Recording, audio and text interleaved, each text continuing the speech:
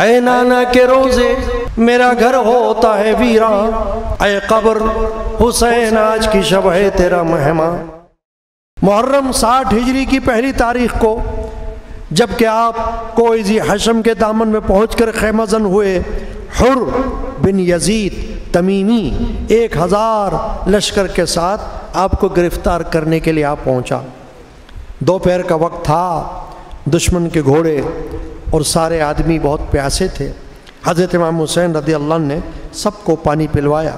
غالباً اس ہمدردی کے سبب حر آپ سے کچھ کہنے کی جرأت نہ کر سکا، یہاں تک کہ جب ظہر کی نماز کا وقت آ گیا اور اذان دی گئی تو آپ نے حمد و صلات کے بعد حر اور اس کی فوج کو مخاطب کرتے ہوئے ارشاد فرمایا، اے لوگو، میں اللہ تعالیٰ کی بارگاہ میں تمہارے سامنے اپنی صفائی پیش کرتا ہوں کہ میں اس وقت تک تمہاری طرف نہیں آیا جب تک کہ تمہارے خطوط میرے پاس نہیں پہنچے کہ آپ ہماری طرف آئیے، کیونکہ ہمارا کوئی امام نہیں، شاید آپ کے سبب ہم لوگوں کو اللہ تعالیٰ ہدایت پر جمع فرما دے۔ اب اگر تم لوگ اپنی بات پر قائم ہو تو میں تو آ ہی چکا ہوں، تم مجھ سے وعدہ کرو تاکہ مجھے اطمینان ہو جائے تو میں تمہارے شہر میں چلوں، اور اگر میرا آنا تم پسند نہیں کرتے تو میں جہاں سے آیا ہوں وہیں واپس چلا جاؤں۔ آپ کی اس تقریر کے بعد خاموشی رہی، کسی نے کوئی جواب نہ دیا۔ آپ نے حر سے پوچھا کہ کیا تم ہمارے ساتھ نماز پڑھو گے یا الگ پڑھو گے؟ حر نے کہا کہ آپ امامت فرمائیے، ہم آپ کے پیچھے نماز پڑھیں گے۔ چنانچہ ایسا ہی ہوا، دونوں طرف کے لوگوں نے حضور کے پیچھے نماز ادا کی۔ اس کے بعد آپ اپنے خیمہ میں تشریف لے گئے۔ جب عصر کا وقت آیا تو حضرت امام علی مقام نے اپنے ساتھیوں کو حکم دیا کہ روانہ ہونے کے لیے تیار ہو جائیں۔ پھر خیمہ سے باہر تشریف لائے اور اس وقت بھی دونوں گروہوں نے آپ کے پیچھے نماز پڑھی۔ نماز کے بعد پھر آپ نے مجمع کی طرف رخ فرمایا اور حمد و صلات کے بعد فرمایا، اے لوگو، اگر تم تقوی اختیار کرو گے اور حق والوں کا حق پہچانو گے تو اللہ تعالیٰ کی خوشی حاصل کرو گے۔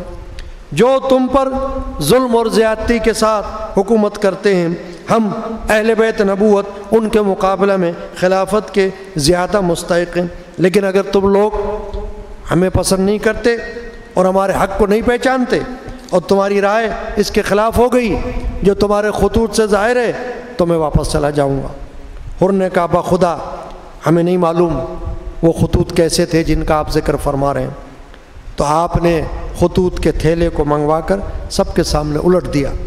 حر نے کہا، ہم ان لوگوں میں سے نہیں ہیں جنہوں نے آپ کو یہ خطوط لکھے، ہم کو تو یہ حکم دیا گیا ہے کہ آپ جہاں بھی مل جائیں آپ کا ساتھ نہ چھوڑیں یہاں تک کہ ابن زیاد کے پاس آپ کو پہنچا دیں۔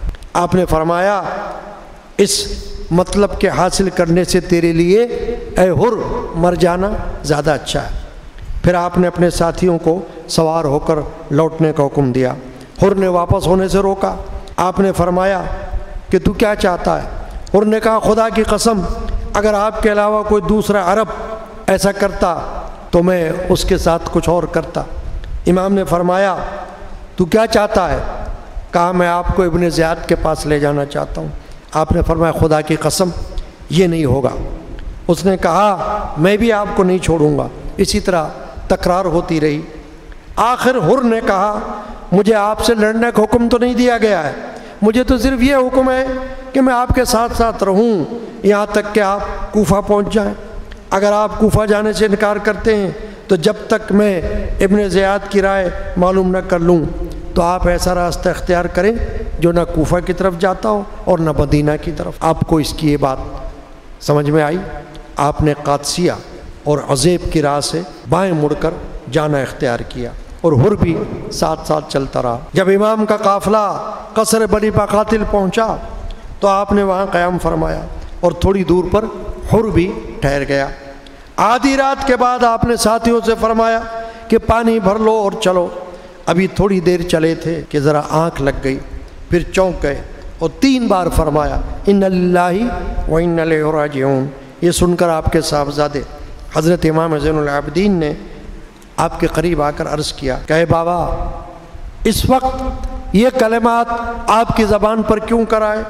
فرمایا ابھی میری آنکھ لگ گئی تھی، میں نے دیکھا کہ ایک سوار کہہ رہا ہے کہ یہ لوگ راستے پر چل رہے ہیں اور موت ان کی طرف بڑھ رہی ہے، میں سمجھتا ہوں کہ ہمیں موت کی اطلاع دی گئی ہے۔ صاحبزادے نے کہا اللہ تعالیٰ آپ کو ہر بلا سے محفوظ رکھے، کیا ہم حق پر نہیں ہیں؟ آپ نے فرمایا اس خدائے ذوالجلال کی قسم جس کی طرف ہم سب کو لوٹ کر جانا ہے، ہم تو حق پر ہیں۔ بہادر صاحبزادے نے کہا جب ہم حق پر ہیں تو ایسی موت کی ہمیں کوئی پرواہ نہیں۔ آپ نے فرمایا اللہ تمہیں جزائے خیر عطا فرمائے جو کسی بیٹے کو اس کے باپ کی طرف سے مل سکتی ہو۔ جب آپ کا قافلہ نینوا میں پہنچا تو کوفہ کی طرف سے ایک سوار آتا دکھائی دیا، سب اس کا انتظار کرنے لگے۔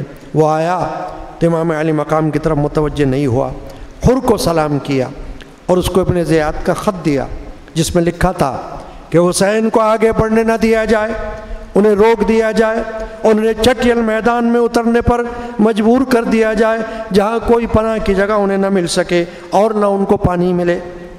میں نے قاصد کو حکم دیا ہے کہ وہ تمہارے ساتھ رہے تاکہ تمہاری کارگزاری کی ہمیں اطلاع ملتی رہے اور تم سے الگ نہ ہو جب تک کہ ہمارے حکم پر عمل نہ ہو جائے۔ حر نے حضرت امام علی مقام اور ان کے ساتھیوں کو خط کے مضمون سے مطلع کیا۔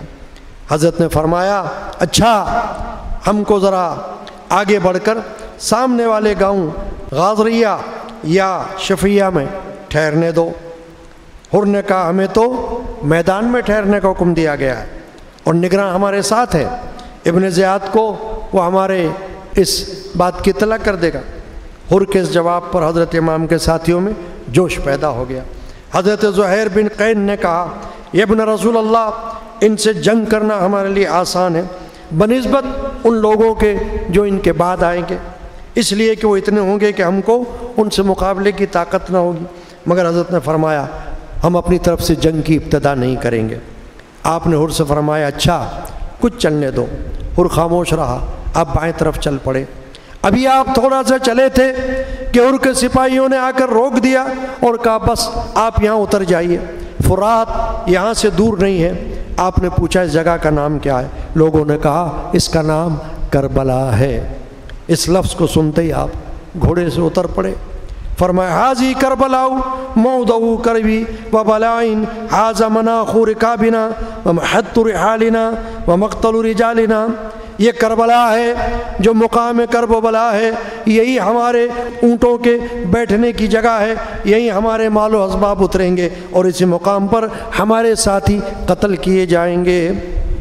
یہ محرم 61 ہجری کی دوسری تاریخ پنجشنبہ جمعرات کا دن تھا۔ رسول پاک پہ بھیجائے خدا درود و سلام، علی و فاطمہ حسن و حسین پر بھی مدام۔